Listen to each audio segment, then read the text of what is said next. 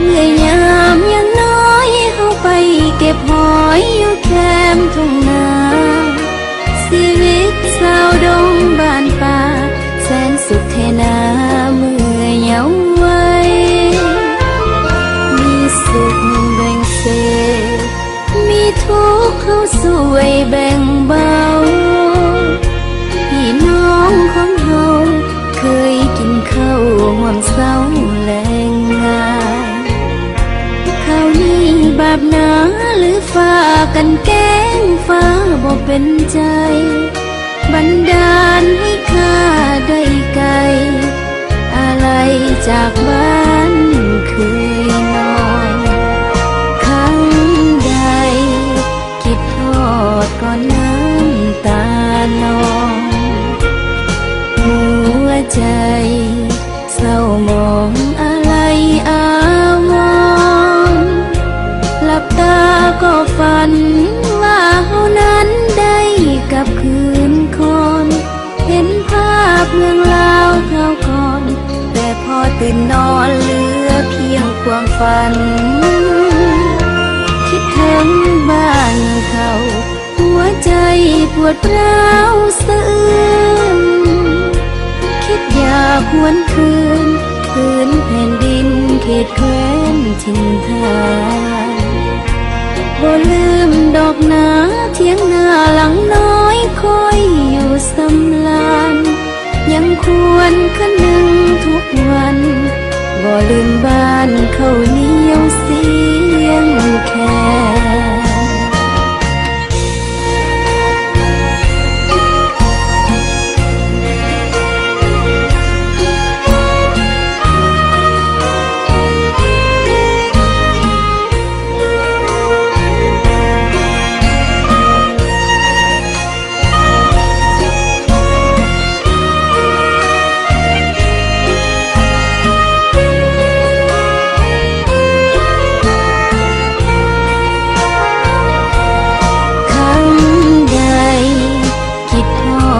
ก่อนน้ำตานองหัวใจเศร้ามองอะไรอาวรณ์หลับตาก็ฝันว่าเฮานั้นได้กลับคืนคนเห็นภาพเมืองลาวคราวก่อนแต่พอตื่นนอนเหลือเพียงความฝันคิดถึงบ้านเขาหัวใจปวดร้าวสะอื้นคิดอยากหวนคืนพื้นแผ่นดินเขตแคว้นถิ่นฐานบ่ลืมดอกนาเทียงนาหลังน้อยคอยอยู่สำลานยังควรคนึงทุกวันบ่ลืมบ้านเขาเหนียวเสียงแค่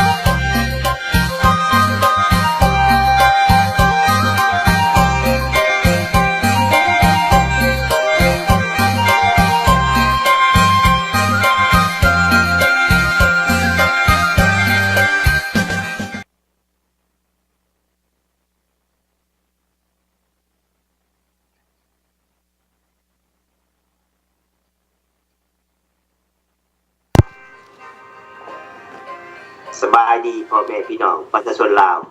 ที่ติดตามรายการฮักบ้านเกิดของพวกเราจากภาคส่วนยุโรปโดยการจัดทำของทานแสงจินดาลัยผู้ดำเนินรายการขององค์การพันธมิตรเพื่อประชาธิปไตยในลาวจากอาเดียนอันนี้ข้าพเจ้าเอง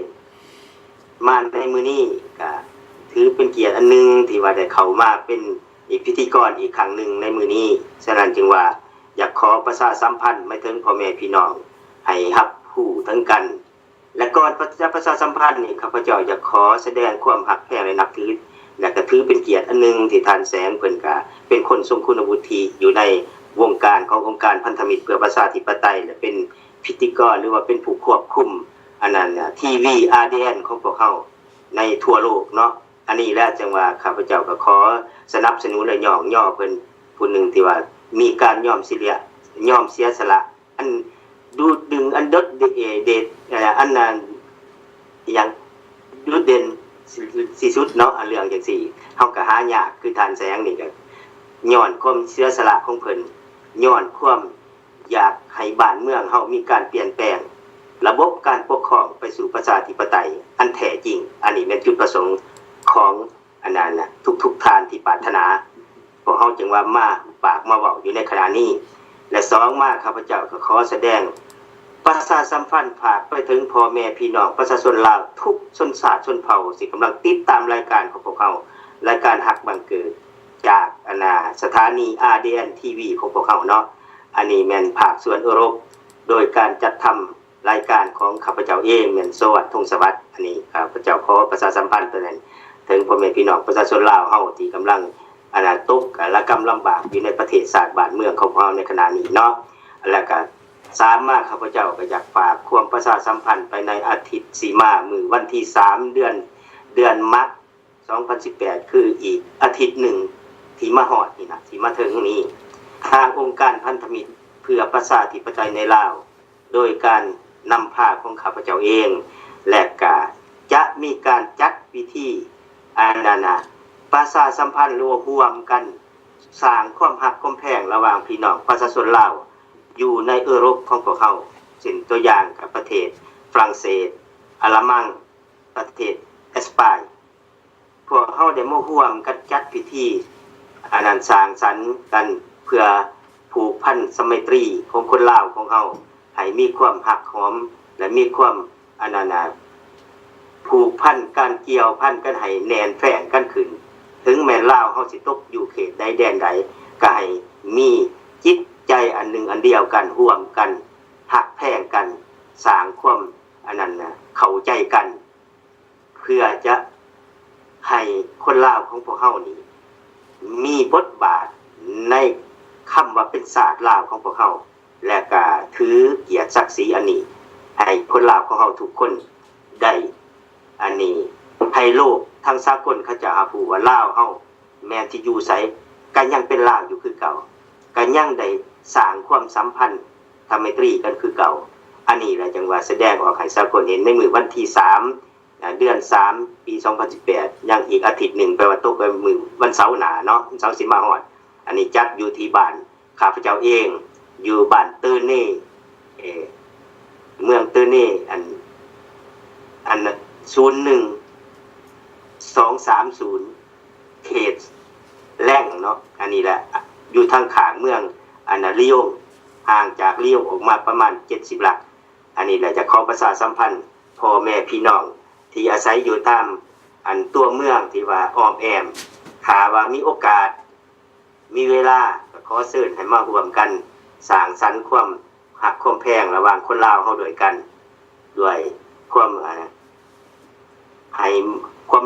หักความแพงคนลาวของเฮานี่ให้มันแน่นแฟ้นกันเขาแสดงให้สากลเขานี่เห็นอันนี้ข้าพเจ้าอยากประชาสัมพันธ์แนวนั้นแล้วก็ในวันเสาร์สิมานี้ทางรายการฮักบ้านเกิดของพวกเฮาสิบ่ได้มาออกรายการเพราะว่าหลังจากที่ว่าพวกเฮาจัดงานอยู่หั่นแล้วบัดนี้สมาชิกทางองค์การพันธมิตรนี่ได้มาทุกบอนบ่ว่าทางเยอรมันบ่ว่าทางเอสปานเพิ่นก็ได้มาอันนี้สร้างสรรค์หรือว่ามาร่วมกันจัดงานพิธีอันนี้เพื่อให้เป็น แสดงให้สร้างสากลเขาได้รู้จักว่าคนลาวเฮายังมีความหักแพงกันถึงอยู่ไสใกล้กันขนาดใดก็ยังมาฮอดมาถึงกันบ่ว่าอยู่ปารีสบ่หรือว่าอยู่ทางอันนั้นอีหยังอยู่ดีนั่นบอกโดบ่แล้วก็อยู่ทางมักไส้บ่แล้วก็อยู่ทางทัสบูกบ่จังซี่กับเขตออกแอมคือเส้นตัวอย่างอุดซาวัวเขตซาวัวเขตคือนกบ่จังซี่อันนี้แหละจังว่าพวกเฮาจะแสดงให้ชาวสากลเขาเห็นเพราะว่าการอันนี้นี่มันสร้างสรรค์ความหักความแพงระหว่างคนลาวเฮาด้วยกันอันนี้แหละประชาสัมพันธ์ไปถึงพ่อแม่พี่น้องฉะนั้นจึงว่าเสาสีมารายการหักบ้านเกิดของพวกเฮาจะบ่ได้มาอันนี้ออกรายการขออันนี้แจ้งให้พวกท่านผู้คือได้นั่นเนาะอันนี้มื้อนี้แม่นมื้อวันเสาร์เนาะวันที่24เดือน2 2018ที่ว่าพวกเฮามามื้อนี้ก็พวกเฮาสิมีประเด็นที่มาโอ้ร่วมกันอยากแจ้งให้พ่อแม่พี่น้องหันถ้าว่าผู้ใดมีโอกาสถ้าว่าผู้ใดอยากมีแนวคิดเข้ามาอันนี้โอ้ร่ม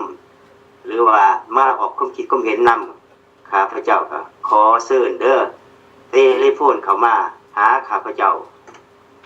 เลขเทเลโฟนของข้าพเจ้าแม่น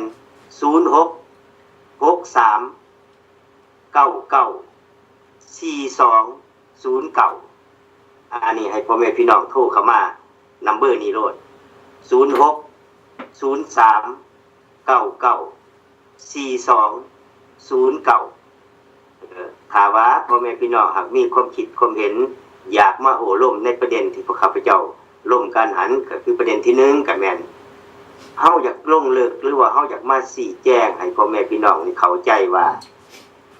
ประเด็นเฮาสิออกมาเว้ากันประเด็นที่1ก็คือประชาชนลาวขาดสิทธิ์เป็นเจ้าของประเทศอันนี้เป็นประเด็นตัวที่1ที่มาเว้ากันเป็นหยังพวกเฮาจึงว่าประชาชนลาวขาดสิทธิ์เป็นเจ้าของประเทศในเวลานี้อันนี้นี่ผู้ใดมีแนวคิดแนวใดผู้ใดมีความคิดความเห็นแนวใดและข้อมูลแนวใดเอามาเว้ามาร่วมกันเพื่อชี้แจงให้พ่อแม่พี่น้องที่ว่าบางคนก็ยังตกข่าวบ่เข้าใจแล้วก็บ่ฮู้จักว่าบ้านเฮานี่มีหยังเกิดขึ้นแล้วบ้านเฮามันเป็นหยังเดี๋ยวนี้อันนี้แหละพวกเฮาจึงเอาปัญหาตัวนี้มาสนทนากันและปัญหาที่2ประเด็นตัวที่2พวกเฮาสิมาร่วมกันก็คือสาเหตุที่พนักงานภาครัฐขั้นสูงมีการส่อโกงอย่างเป็นขบวนการอย่างเป็นขบวนเดี๋ยวนี้ย้อนสาเหตุตัวใดย้อนหยังมันจะเป็นจังซี่อันนี้พวกเฮาอยากมาลงลึกนำกันตัวนี้ฉะนั้นจึงว่าอยากขอเรียกเชิญเอาพ่อแม่พี่น้องผู้ใดมีแนวคิดแนวใดอยากสมทบอยากหรือว่าอยากมาออกความคิดความเห็นนำพวกข้าพเจ้าก็ขอเชิญเทเลโฟนเข้ามาหานัมเบอร์ตัวข้าพเจ้าให้ไปนี่แหละคือเส้นตัวอย่างข้าพเจ้าเองก็แม่นนัมเบอร์0663994209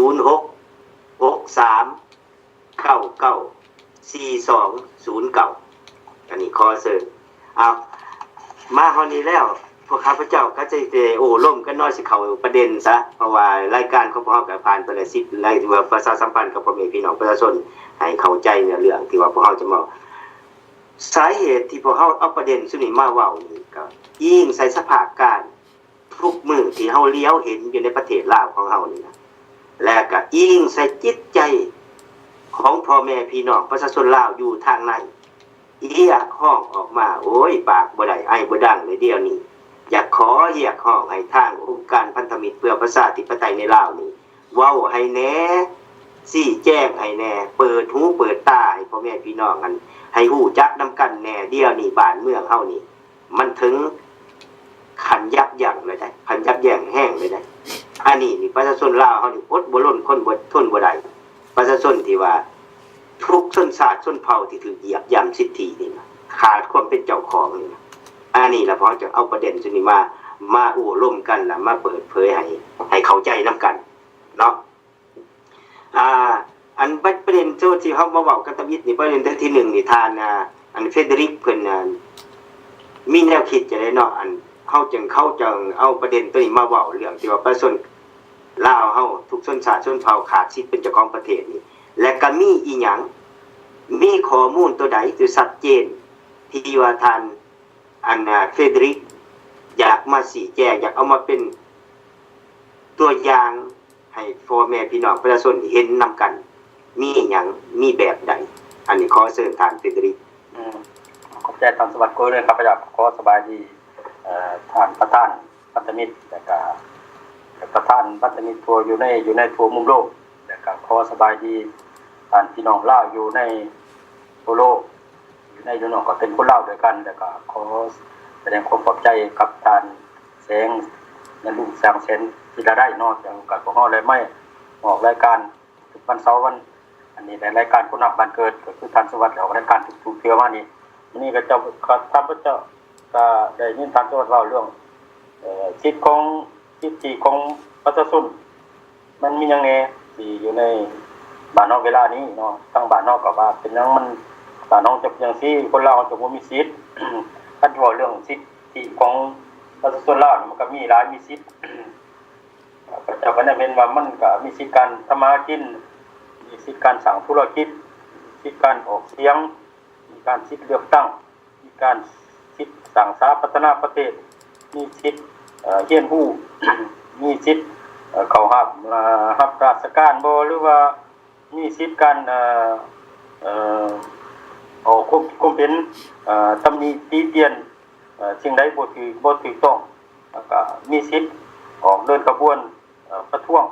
อันในการว่าสิทธิ์ของมันมีสิทธิ์ทางนี้พื้นฐานของคนลาวเนาะแต่ว่ามาเบิ่งแล้วข้าพเจ้าเบิ่งอยู่ในตั้งแต่เป็นได้กำอำนาจเข้ามานี่ข้าพเจ้าเห็นนี่เพิ่นมาปกครองประเทศนี่ประชาชนสิบ่ได้มีสิทธิ์เป็นตัวอย่างว่าการสิมีสิทธิ์การออกเสียงการสิบอกนอกไปว่าออกเสียงซะออกเสียงเลือกตั้งคันว่าเฮาสิไปเลือกตั้งผู้ใดผู้หนึ่งเราก็ต้องหาคนที่ว่ามีหัวสารนิยมอยากพัฒนาประเทศเขาจะเอาผู้นั้นแต่เขาได้เลือกบ่ได้เนาะเพราะว่าทั้งรัฐบาลเพิ่นบ่งมาให้ว่าเอาผู้นี้เพิ่นรับมาผู้นี้มาให้เราเลือกตั้งเขาบ่ว่าเขาสิเลือกไปดีนะจังว่าก็ขาดสิทธิของมนุษย์ขาดสิทธิการเลือกตั้งสบายดีท่านก่อนเข้ารายการเลยเด้อ เข้ารายการแล้วว่าเอาบอกต่อเลยกันจังว่าเพราะว่ามันเป็นแนวนั้นคันเฮาขาดสิทธิเลือกตั้งเฮาก็ขาดเป็นสิทธิ์เฮาก็ขาดคนหนึ่งที่บ่มีสิทธิ์ในการมาร่วมสร้างสรรค์พัฒนาประเทศอันนี้แหละก็ว่าสิทธิ์เริ่มต้นของเฮาขาดไปแล้วบัดนี้มันมีหลายอย่างที่ว่ามันก็โตมาคณะศาสตร์สิทธิ์อันนี้เนี่ยมันก็มันบ่แม่นแต่อย่างเดียวมันมีหลายอย่างที่ว่าขาดสิทธิ์ไปเรื่อยๆโอ้หลายอย่างเนาะขอให้ท่านสวัสดิ์ก็เอาเป็นขอซะเนาะการเลือกตั้งซะให้ท่านสวัสดิ์บริหารว่าขยายความเบิ่งกันว่าการเลือกตั้งนี้มันภายในสิมาประกาศบรรดาผู้สิมาจัดอยู่ในหลายพรรคหลายกลุ่มกองให้เฮาเลือกตั้งประชาชนนี่นะแต่ว่าประชาชนสิมาเลือกเอานี่มันมีสิทธิ์แต่ว่าเฮาบ่มักเด้ถ้าว่าบ่มักแล้วเฮาก็มีสิทธิ์ตัวว่าแม่นบ่ล่ะอันนี้คันเฮาบ่มีสิทธิ์แล้วมันก็ขาดสิทธิ์ไปเรื่อยๆขอให้ท่านสุวัสดิ์เว้าต่อเบิ่งเนาะขอขอบใจก็ขอขอบใจทางเฟเดริกเนาะเพิ่นประกอบเข้ามาก็คือในเรื่องการสิทธิของเฮาสิทธิของคนลาวเฮาต่อพื้นแผ่นดินลาวของเฮาสิอันนี้เป็นหยังเฮาจึงเอาประเด็นตัวขาดสิทธิ์เป็นเจ้าของประเทศนี่นะมาออกมาเป็นประเด็นที่ว่ามาสนทนากันในมื้อนี้ก็ย้อนว่าเฮามองเห็นสภาพการอยู่ในลาวเนาะมันบ่มีประชาชนลาวเฮานี่ขาดสิทธิ์เบิดทุกสิ่งทุกอย่างเดียวนี่คือการกดขี่ขู่เหตุหรือว่าการกดขี่ข่มเหงจากพวกเผด็จการทุกมื้อนี่นะอันนี้แหละพวกเฮาจึงว่าคืออีดูสงสารพ่อแม่พี่น้องประชาชนลาวเฮาแหละก็พร้อมด้วยประชาชนลาวเฮาที่แตกออกมาอยู่ต่างประเทศย้ายออกมาอยู่ต่างประเทศนี่นะเฮานี่ก็อยากรู้จักว่าเฮามีสิทธิ์อยากเฮ็ดหน้าที่ของคนลาวของพวกเฮาต่อประเทศชาติบ้านเมือง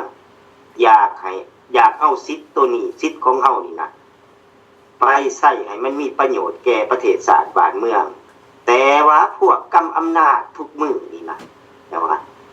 พวกที่ว่าเผด็จการอันนี้ขึ้นครองอำนาจโจรปุ่นศาสตร์ขึ้นครองอำนาจนี่นะเฮ็ดให้บ้านเมืองของเฮานี่สูญเสียอำนาจประชาธิปไตยสิทธิของประชาชนผู้เป็นเจ้าของประเทศอันนี้พวกเราจะเอามาเว้าเรื่องตัวนี้ฉะนั้นจึงว่าสิทธิของคนลาวนี่มันได้ถูกเหยียบย่ำออกเบิดย้อนพวกเผด็จการล่าวัวเมืองขึ้นของอันนั้นจักรพรรดิแก้วห้าหน่วยอีกนูนหลังให้อำนาจแก่พวกดังกล่าวนี่พวก11ตัวกระเซ็นตัวอย่างพวกที่ว่าเพิ่นแสดงว่าพวกเพิ่นเป็นเจ้าของประเทศก็คือทานคำไต้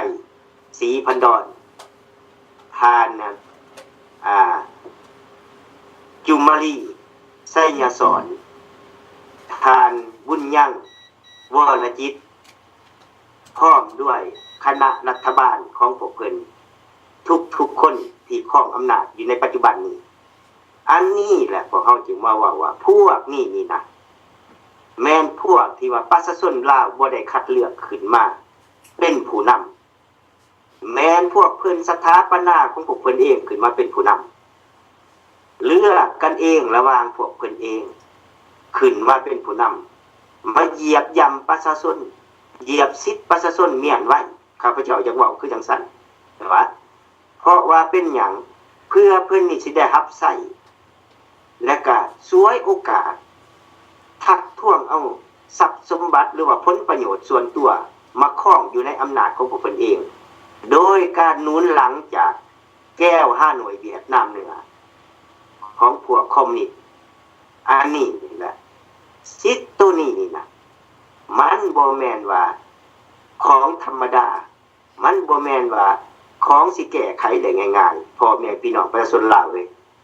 เฮามาหวนคิดนำกันเดียวนี้อันนั้นแหละพวกเฮาจะเอาปัญหาตัวนี้ขึ้นมาเสนอขึ้นมาเว้านำกันมาสนทนากันว่า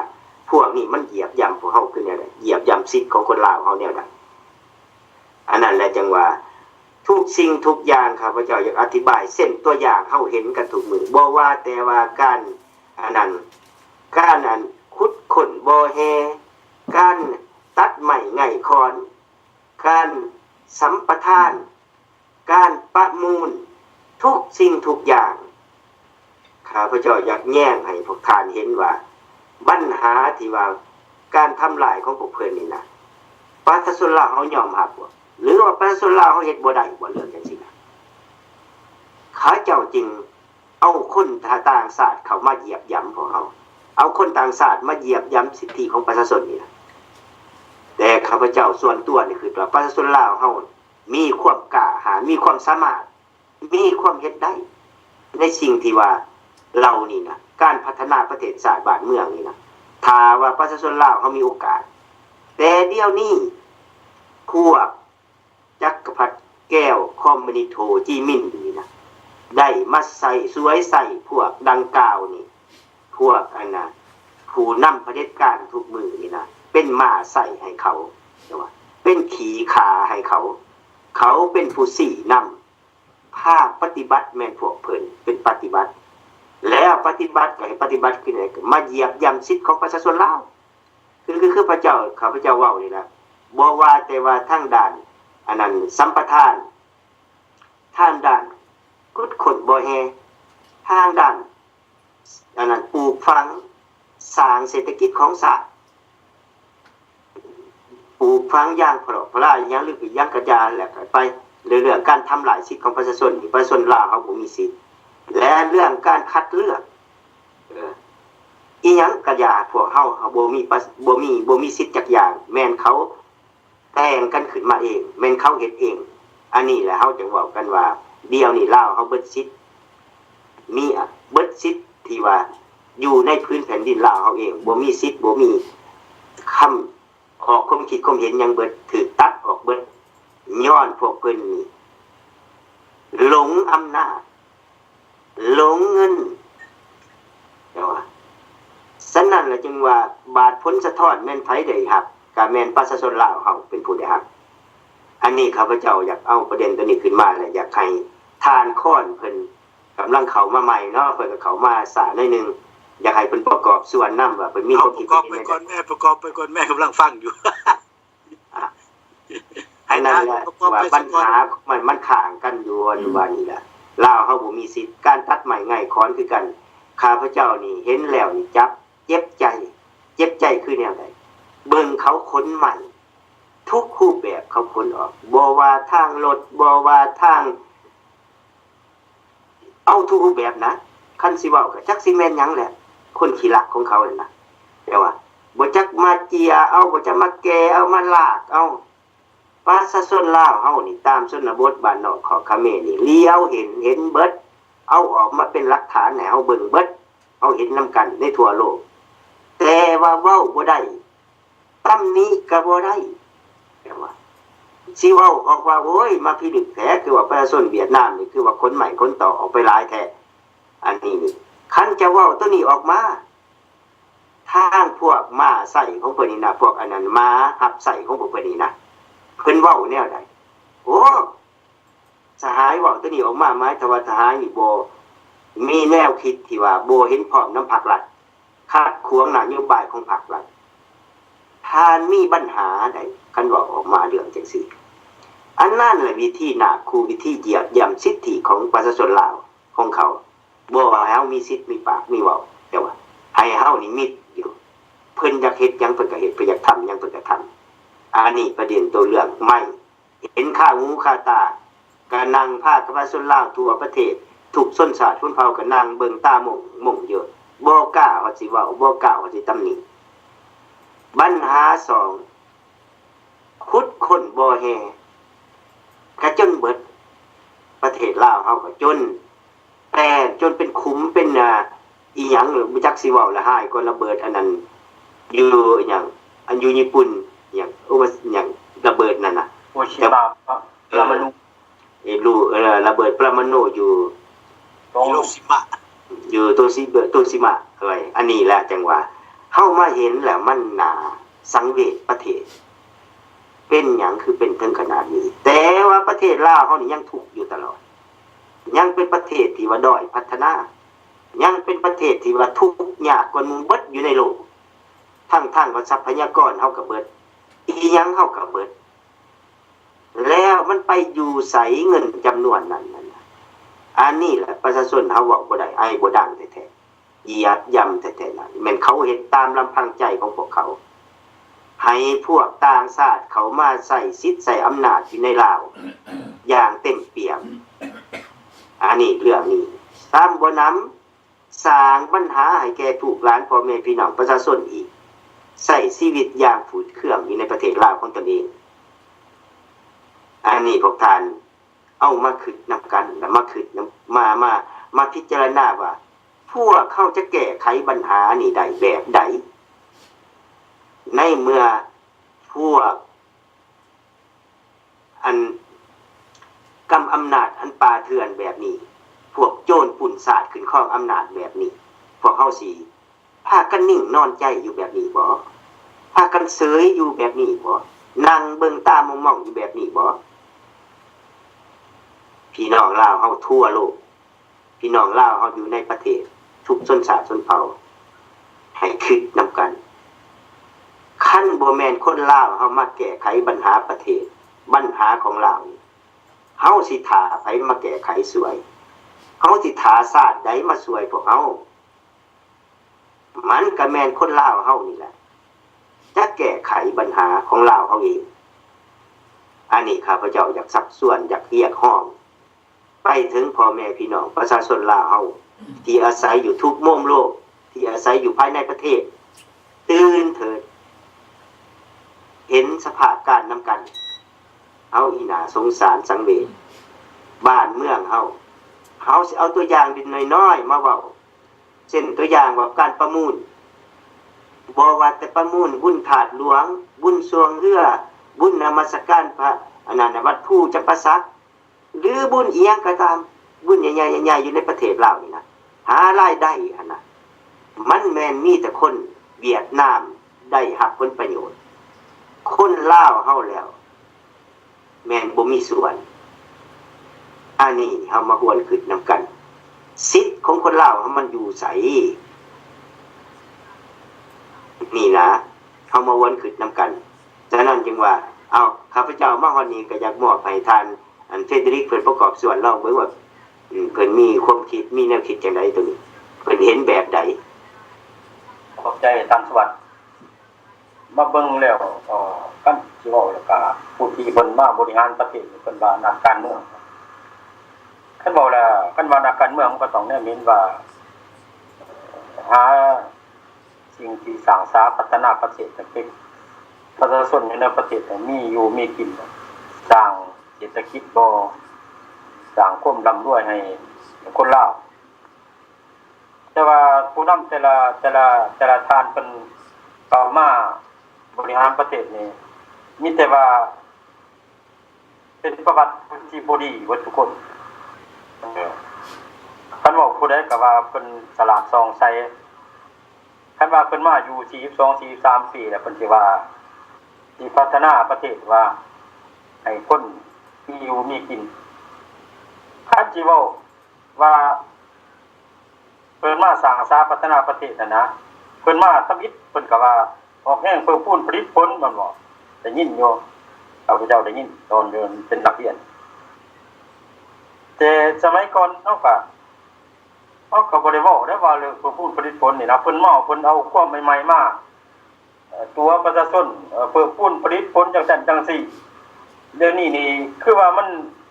เกษตรกรหรือการปลูกฝังนี่คือว่าถอยหลังคือบ่ส่งเสริมคันว่าสิปลูกผักปลูกหญ้าปลูกข้าวปลูกนั่นเพิ่นก็คือบ่ได้ส่งเสริมซ้ำบ่พอเพิ่นก็ไปยึดดินยึดดอนคันเขามาขอร้องต่อว่าเป็นหยังเจ้าจังเอาดินข่อยเพราะว่าดินตัวนี้มันเป็นดินที่ปลูกฝังปลูกพืชพันธุ์พุทธปลูกของข่อยเป็นหยังเก็บไปมอบให้ต่างชาติมาเอาของข่อยไปปลูกจ้างปลูกนั่นปลูกนี่แต่ว่ามันว่านั้นต้นไม้เขาเอิ้นอัน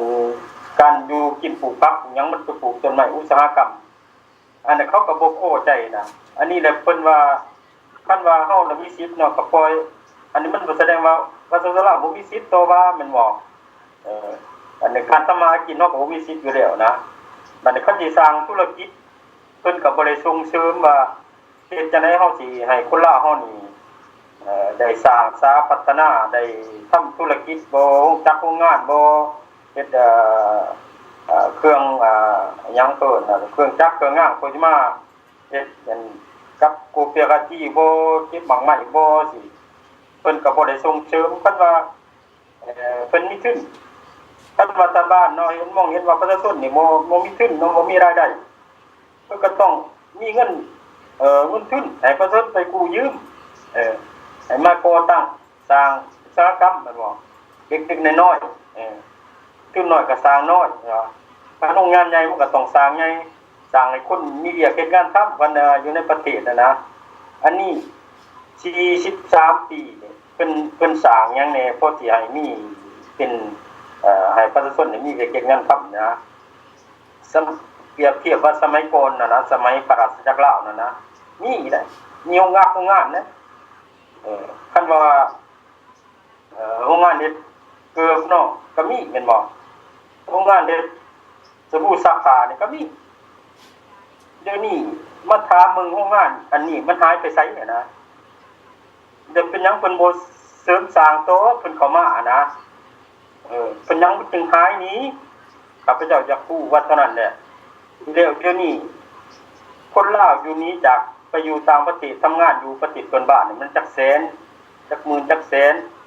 แต่ก่อนบ่มีนะอยู่คนลาวก็อยู่สงบสุขสบายอีหยังเฮาก็ได้กินอยู่นั้นก็มีปูปลาน้ำเฮาก็บ่อึดแม่นบ่ล่ะอันนี้จังว่าสิทธิ์ของการทำมาหากินสิทธิ์การสร้างสรรค์ธุรกิจเพิ่นบ่ได้ส่งเสริมการสร้างสรรค์เพิ่นก็บ่ได้ไปปกป้องประชาชนนี่นะให้ประชาชนอื่นมาคมเหงมากดขี่เอาเปรียบบ่รัดคนลาวด้วยกันนะอันนี้เพิ่นบ่ได้ปกป้องนะคนศาสตร์มาอยู่เมืองลาวคนแก้วนี่นะ20กว่าคนลาวมันอยากเฮ็ดหยังมันก็เฮ็ด มันมาเก็บเงินจ่ายมันมาเก็บจอดรถหรือมันจะตำไปมันก็ตำมันหมผิด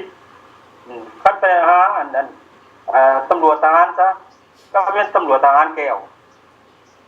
อันนี้ว่าการปกป้องประชาชนลาวให้10คนลาวนะกฎหมายทานอยู่ใช้การกฎหมายออกมาว่าปกป้องประชาชนลาวคนลาวต้องมาก่อนอันนี้ปล่อยให้คนต่างชาติเขามาอยู่ในพื้นแผ่นดินลาวมี10กว่าคนลาวอีกคนลาวอยู่ต่างประเทศนี่นะเพิ่นบอกว่าทานบ่มีสิทธิ์ข้าพเจ้านี่คนลาวอยู่ในคนลาวนี่ต่างทั่วลุ่มโลกนี่นะเป็นคนลาวเบิดแต่คนลาวเนี่ยเพิ่นว่าเพิ่นบ่มีสิทธิ์เพิ่นว่ามันเอาความใดมาเว้าข้าพเจ้าจะฮู้ว่าพวกที่มันเว้ามันเหมือนเว้ามันแก้วไปจะฮู้เท่านั้นแหละข้าพเจ้าว่าอยากเว้ามามันอยากออกเสียงแห้งหน่อยนึงเพราะว่าข้าพเจ้าเป็นลาวเป็นหยังบ่ข้าพเจ้าบ่แม่นเป็นลาวแล้วคนลาวเมืองลาวนี่บ่แม่นลาวบ่ผู้ที่อยู่ในเมืองลาวบ่มีสิทธิ์แม่นแต่คนลาวอยู่เมืองลาวบ่มีสิทธิ์นะบ่มีสิทธิ์นี่มันแก้วแม่นต่างดาวเอาเปรียบเอารัดเป็นบ่ข้าพเจ้าว่านั่นน่ะอยู่ในสุขสภาเนี่ยก็มีแต่พวกแก่ต่างชาติทั้งนั้นที่มาออกความคิดความเห็นในกฎหมายอยู่ในเมืองลาวนี่ก็มีแต่แก้วเพราะว่าพวกเพิ่นบ่มีปัญญาปกป้องประเทศชาติบ้านเมืองบ่มีปัญญาปกป้องประชาชนไอ้ซาเดินนั่นมาเหยียบย้ำคนลาวไอ้ซาเดินมักคมเหงคนลาวยึดเอาดินเอาดอนขายให้ต่างชาติเอาเงินเขาทงแล้วก็แบ่งปันกันใส่คอร์รัปชันอันนั้นบ่ทันว่าคนลาวมีสิทธิ์จริงแต่ใดมาทานได้แบ่งปันให้คนลาวบ่ทานได้สุขอยู่คนลาวมีอยู่มีกินบ่ข้าพเจ้าเห็นแล้วอยู่งงเยียนอยู่ว่าชนบทนี่นะ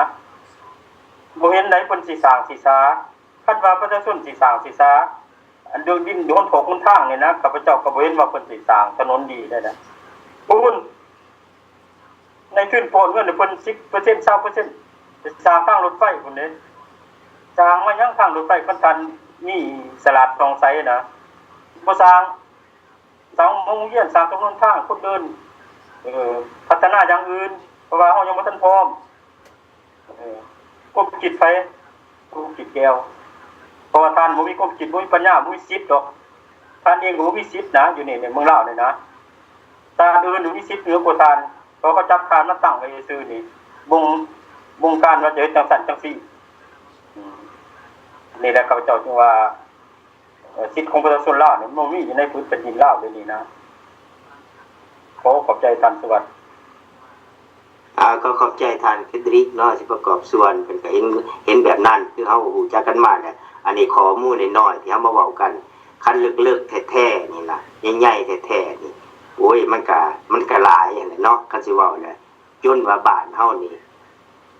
กุดเหียนเขาแหละคันสิเว้ากันเบิดเลยนะทุกสิ่งทุกอย่างก็เป็นเบิดเดียวอำนาจอีหยังก็แม่นบ่มีแหละแม่นขึ้นกับต่างชาติเบิดเดียวแต่ว่าเฮาเห็นได้อยู่บ่อนว่าการสัมปทานเนาะแต่ละบอนแต่ละทีเห็นว่ามันประถือดินดอนพ่อแม่พี่น้องประชาชนคือข้าพเจ้าเว้ามานี่แหละ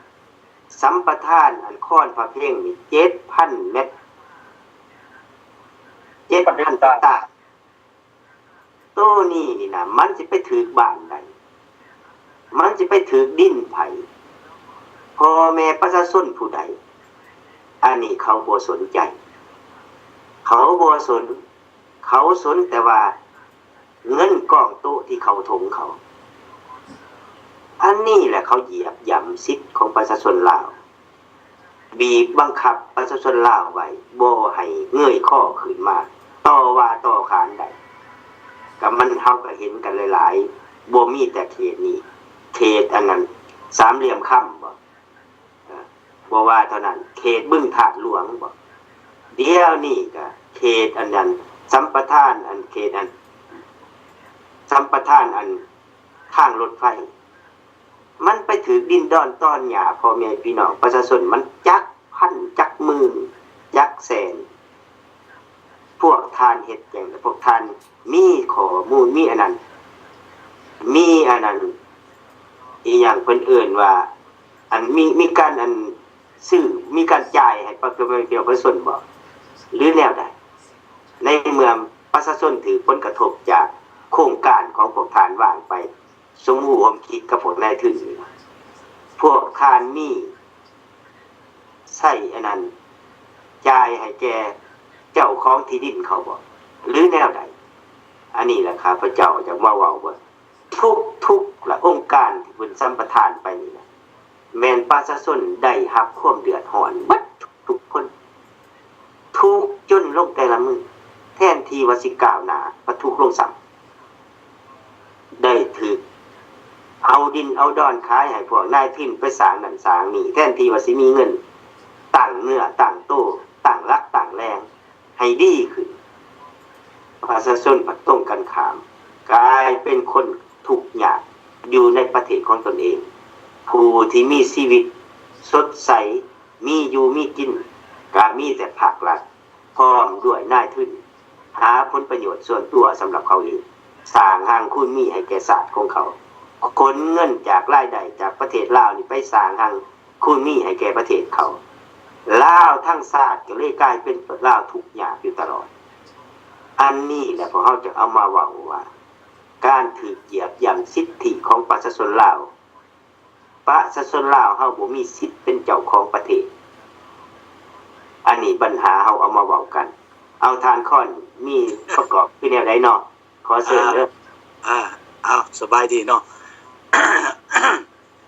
ขอโทษฟังพวกท่านเว้ามาก็โอเคถูกต้องแล้วเฮามาคิดเบิ่งแล้วว่ารัฐบาลลาวเฮาเพิ่นเฮ็ดรัฐบาลอยู่ในสปป.ลาวเพิ่นเฮ็ดทุกเฮ็ดแบบว่าลักษณะว่า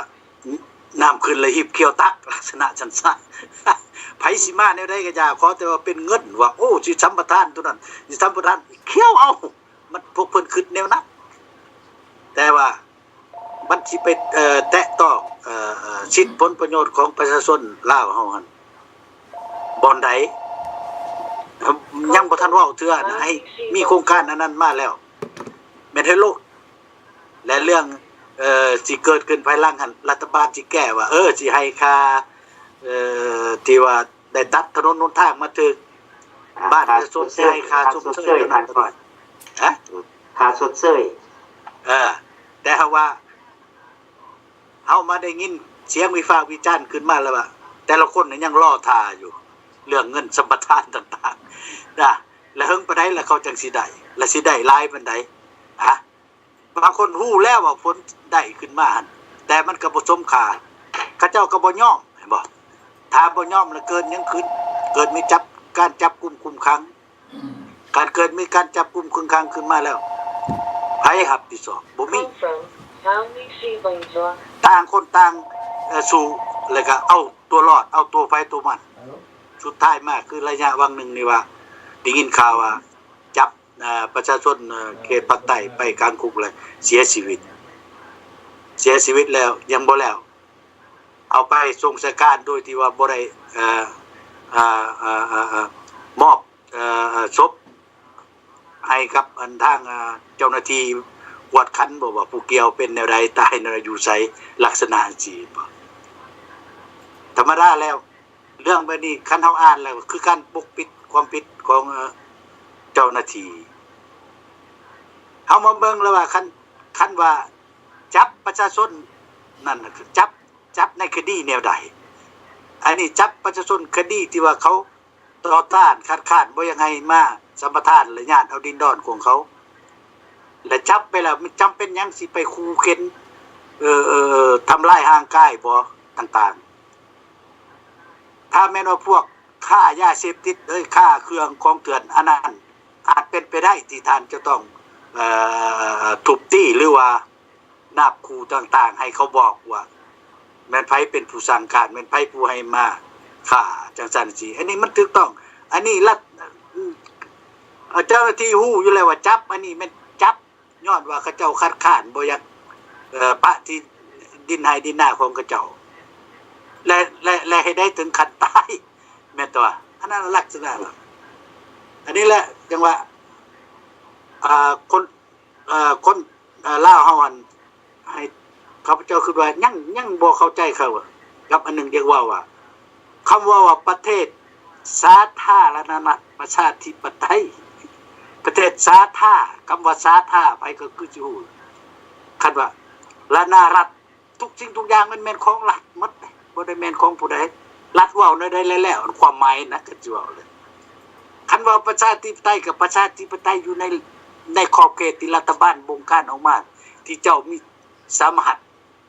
เว้าได้ก็เว้าได้นะเฉพาะเจาะจงที่ว่ารัฐเขาให้สิทธิ์เนาะคันเว้าเกินมันเขาจับเจ้าได้ลักษณะสิซะหันเลยจังว่าบ้านเฮาเดี๋ยวนี้มันจึงเกิดว่าไผเขาเว้าได้เดี๋ยวนี้ไผเขาเว้าได้จังน้อยนี่ความเว้าของแต่ละคนนี่เขาบ่ซ่าเลยล่ะจังว่าสิบ่ซ่าอยู่บ่ได้จังน้อยมันสิปล่อยให้หมดทุกคนนี่เว้าไผเว้าหยังก็เว้าถามเบิ่งเด้อไผจะเว้าหยังก็เว้าแต่ว่าถ้าไปแตะต้องคันถึงที่ว่าหุ้นแห้งอันนั้นเขาจับแต่อาจารย์สิเว้าว่าโอ้ยผู้นั้นกินเงินผู้นี้กินคำลักษณะสร้างทางบ่แล้วบ่นั้นบ่นี่เขาบ่สนเขาสิปล่อยให้เว้าเลยเห็นบ่ทางอยู่ทางเลขเก่าทางอยู่เมืองซิโนแล้วละว่าแต่เว้ามานี่บ่มีเห็นบ่มันยังปะอยู่นั่นคือเก่าไผลงไปแก้ไผลงไปสืบสวนทั้งที่ว่า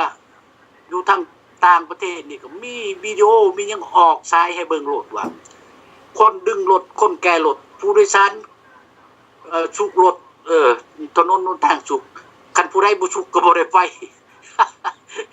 บนทางนี่ทั้งๆจะจ่ายเงินเต็มได้ราคารถนั่นนะก็รถติดขี้ต้มเลยลงไปฉุกได้แหละได้เงินคืนบ่ล่ะบ่มีนะเห็นบ่อันนี้แล้วเฮาจังว่าบ้านเฮาอันมีแต่คนเว้าซื่อๆเดี๋ยวนี้เว้าแต่ว่าดีอยู่บ่ได้ดีอยู่ว่าทุกคนได้ฟังว่าโอ้อยู่เมืองนั้นเป็นแนวนี้เด้อยู่เมืองนี้เป็นแนวนี้เด้อันเรื่องว่ารัฐบาลเขาแก้เว้าแต่อยู่ในสภาอยู่ในเมืองวิจันทน์นี่ข่าวมันออกไปบ่ฮอดเมืองเซโนข่าวออกไปบ่ฮอดเมืองสวรรค์ประชาชนเมืองสวรรค์เขาสนใจฟังบ่หรือว่าเขตนอกอื่นบ่มีฐานเลยบ่มีตัวอย่างข้าพเจ้าเห็นกับตาตัวอย่างว่าหนังสือพิมพ์อยู่เมืองวิจันทน์นะหนังสือพิมพ์นะหนังสือพิมพ์คือสมัยก่อนหนังสือพิมพ์สารลาวมันออกแต่ละมือลักษณะอันอยู่เมืองวิจันทน์มีว่าหนังสือพิมพ์มีแต่มันเฉพาะเจาะจงท่านสิไปเลาะซื้ออยู่ในตลาดเช้าบ่ได้บ่มีเด้อหนังสือพิมพ์บ่มีขายได้อันที่มีว่าเวียงจันทน์พดมีหยังตึงมันอยู่ในสถานที่สถานที่ใช้ตัวอย่างอยู่ในเครื่องบินมีครบหมดหนังสือพิมพ์ลาวทุกฉบับอยู่ในเครื่องบินแต่ดูในห้านค้าตัวอย่างคือเวียงจันทน์มันมีจักห้านค้าลักษณะเฮาเขาขายปฏิทินขายจังต่างๆทำหนังสือพิมพ์บ่มีได้เขาบ่มีคันมีก็พุ่นมีแต่บัดแต่อาทิตย์แล้ว2ทิศพุ่นเขามีอยู่เขาเจ้าเอาบ่ตัวนั้น2ทิศ3ทิศเพราะว่าหนังสืออันนั้นมันหมดกำหนดแล้วเขามันเอาไว้ห่อของลักษณะข้าพเจ้าพยายามที่จะเอาหนังสือพิมพ์มันแต่ละมือนะบ่หลายก็จัก10-20ฉบับก่อนสิมาบ่มีได้แต่ฉบับเดียวอยู่ในย่นน่ะตัวนั้นเห็นบ่แล้วพวกประชาชนบ่คนเฮาธรรมดาสิไปอ่านข่าวไปอ่านอยู่ไสคันว่าอยู่เขตนอกคันว่าอยู่ในตัวเมืองเวียงจันทน์นี่อาจสิไปศูนย์วัฒนธรรมบ่หรือต่างๆอาจมีนะแต่อันสิไปซื้อโดยคงนี่บ่มีดอกอะไรจังว่าเรื่องข่าวนี่เขาเจ้าพยายามปกปิดคันว่าข่าวกับคันว่าออกโทรทัศน์ก็เว้าเรื่องแต่ว่าการพัฒนาบ้านอันเนาะการไปเยี่ยมยามบ่นั่นบ่นี่บ่สิลักษณะเท่านั้นบ่ได้ว่าเดี๋ยวนี้นางเขตนั้นมันเป็นจังซั่นนี่บ่มีผู้ใดลงไปรับผิดชอบฉะนั้นทางหมู่บ้านนั้นเรียกห้องมาถึงสถานียังให้เพิ่นลงไปแก้ไขมีบ่มีจักเทื่อมีแต่ย่อแล้วซุ่มเซยอย่างเดียวลักษณะนี้เนาะอันนั้นแหละข้าพเจ้าว่าเดี๋ยวนี้นี่บ้านเฮานี่มันยุ่งอยู่บ่ได้ยุ่งอยู่มันว่ามันบ่มีคนนำพาที่ว่าแข็งแกร่งขึ้นมาอยู่ในบ้านเฮาที่ว่านำพาว่า เกี่ยวห้องว่าอยากให้ประเทศเฮานี่มีการเปลี่ยนแปลงมีหลายพรรคหลายฝ่ายออกมาโดยโดดเด่นโลดความเว้าตัวนี้มันบ่มีแต่พากันเว้าอ้อมๆไผก็ย้านดิบ่กล้าดิเดี๋ยวนี้แฮงคักคือเพิ่นประกาศแล้วว่าคนหนุ่มคนน้อยสิขึ้นมานี่ขึ้นบ่ได้ใช่ป่ะมีแต่พวกคัน70 80แล้วคือท่านรองกันประธานประเทศเพิ่นเว้ามื้อนั้นแหละเห็นบ่คันผู้หนุ่มผู้น้อยสิขึ้นมาแล้วหาว่าเขาสิมาแย่งอำนาจนั่นมันบ่ได้เห็นบ่เขาพยายามกดน่วงตัวนี้พยายามกดน่วงจนว่าให้เจ้าหันได้ก้าวขึ้นมาทำคุณงามความดีหรือว่าทำการช่อโกงร่วมกันได้ดีและเห็นใส่กันแล้วจะขึ้นมาหันได้ แม่ตัวท่านคันว่าผู้อยู่สูงนี่เว้นใส่เป็นบ่ได้เห็นป่ะอันละจังว่าคันผู้น้อยกินไตไก่มันใจปึกใจนาเพิ่นว่าเห็นป่ะตัวได้แซ่บๆมันเพิ่นสิกินก่อนนะว่าจังซั่นคันเฮาผู้น้อยไปกินมันสิตับปึกตำนาเพิ่นเว้าลักษณะน่ะอันนี้คือคันสิเว้าอันนี้เว้าน้อยนึงว่าคันสิเว้าแหละสมัยว่าเริ่มต้นคอมมิวนิสต์ที่ว่าที่เฮาพากันรู้จักเฮาบ่ฮู้เด้ว่าประเทศลาวเฮานี่สิไปเป็นประเทศคอมมิวนิสต์บ่ฮู้ได้เว้าขึ้นน้อยนึงเด้คนลาวบ่ฮู้ได้ว่าประเทศลาวสิกลายเป็นคอมมิวนิสต์เขาบ่ฮู้มีแต่ว่าแนวเขาเว้ามีแต่ว่าแนวลาวสร้างชาติกู้ชาตินำพาโดยท่านสุพรรณวงศ์บอกเขาบอกอะไรว่าเดี๋ยวนี้นี่ท่านสุพรรณวงศ์นำเอาพรรคคอมมิวนิสต์ที่มาปกครองประเทศลาวหรือว่าผู้ใดบ่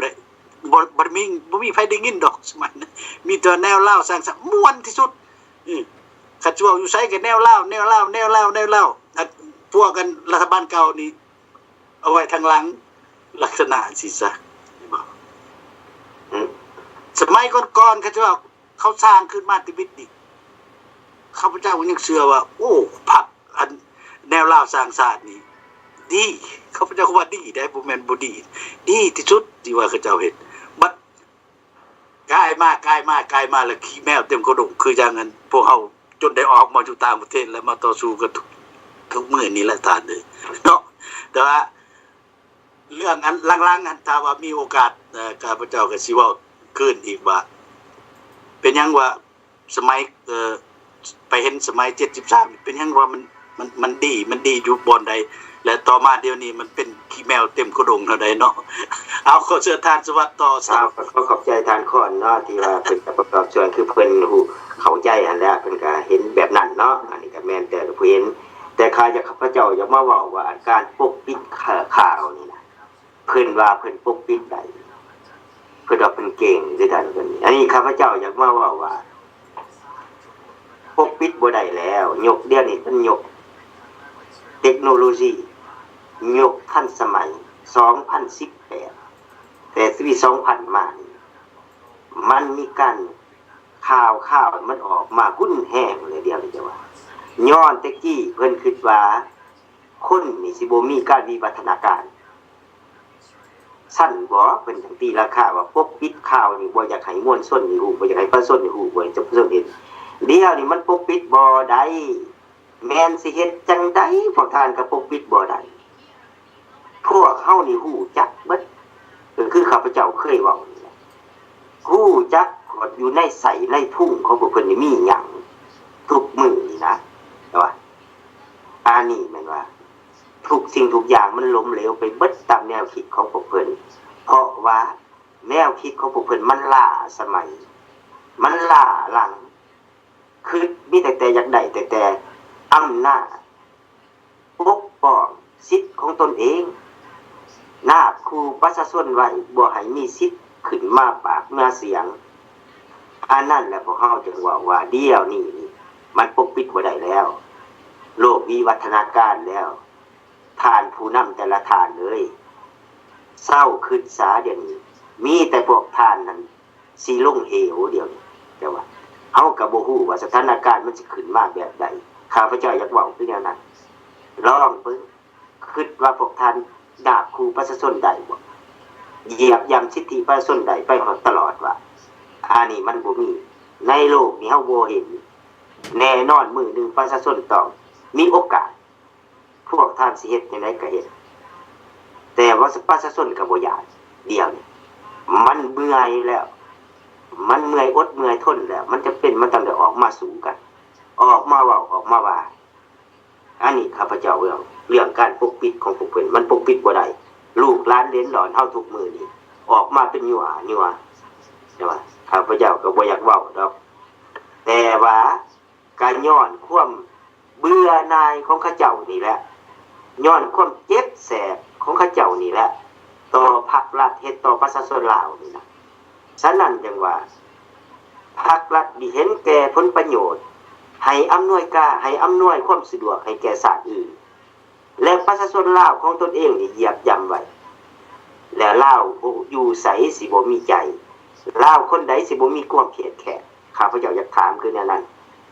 เฮาเป็นเจ้าของประเทศ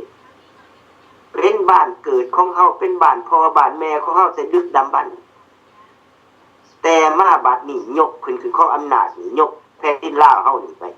ให้ชาติอื่นมาใส่สิทธิ์เหยียบย่ำสิทธิ์ของเจ้าของเรือนเจ้าของบ้าน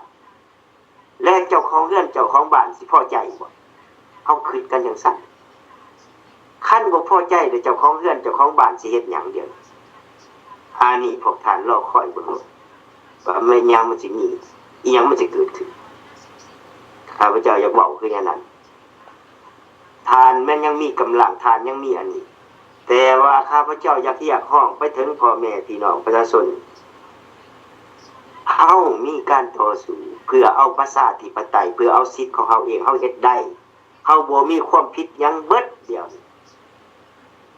เฮาสู้เอาประเทศเฮาสู้เอาดินดอนตอนยาวสู้เอาสิทธิ์ของเฮามันบ่แม่นแก้วมันบ่แม่นเจกมันเป็นเจ้าของประเทศมันสวยโอกาสนำพวกล่าพวกอันนี้พวกอันเผด็จการขึ้นครองอำนาจพวกโจรปุ่นซาดขึ้นครองอำนาจแล้วพวกนายทุนพวกล่าหัวเมืองขึ้นมันสวยโอกาสกับพวกนี้แล้วพวกนี้นี่ได้เงินได้คำแล้วก็สมรู้ร่วมคิดให้ความสะดวกแก่พวกนายทุนเพื่อตัวเองสิมีอำนาจอยู่